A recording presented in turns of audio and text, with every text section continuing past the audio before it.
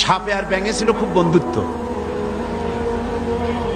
ব্যাঙ বলছে সাপ, তোমারে দেখতে খুব ভালো, তেল কুচকুচে, তারপরে তুমি যখন ফনা ধরো তাও দেখতে বেশ সুন্দর, কিন্তু তোমার একটা দোষ, এটা না বলে পারলাম না, নেভার মাইন্ড। সাপ বলল আচ্ছা বলো, কি বলতে চাও?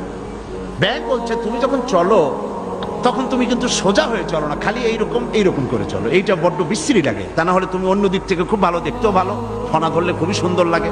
তোমার ক্ষিপ্রতা, তোমার ক্রুদ্ধতা, এসবটাই কাবিলে তারিফ। সাপ শুনে বলছে বেয়াদব, আমার সমালোচনা করার এত বড় দুঃসাহস কোথায় পেলি? ফনা তুলেছে, ফস করে গেছে।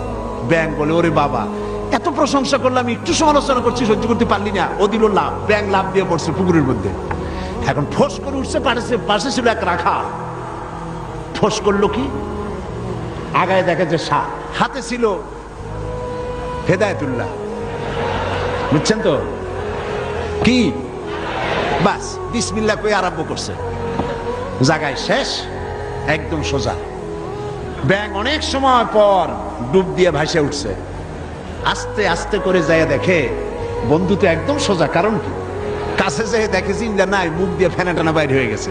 কয় বন্ধু সেই সোজা হইলেন, তবে মুখ দিয়ে ফেনা বাইরে সোজা হইছেন, ফেনা থাকতে আর সোজা হইলেন না।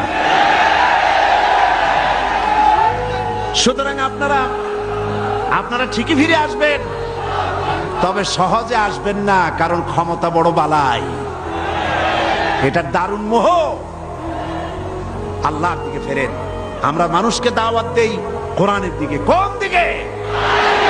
অবশ্যই কোন নেতার দিকে। জিন্দেগিতে বলি নাই অমুক নেতার পিছনে লাইন লাগান, বলেছি? সবসময় বলি আল্লাহর দিকে আসেন। আল্লাহর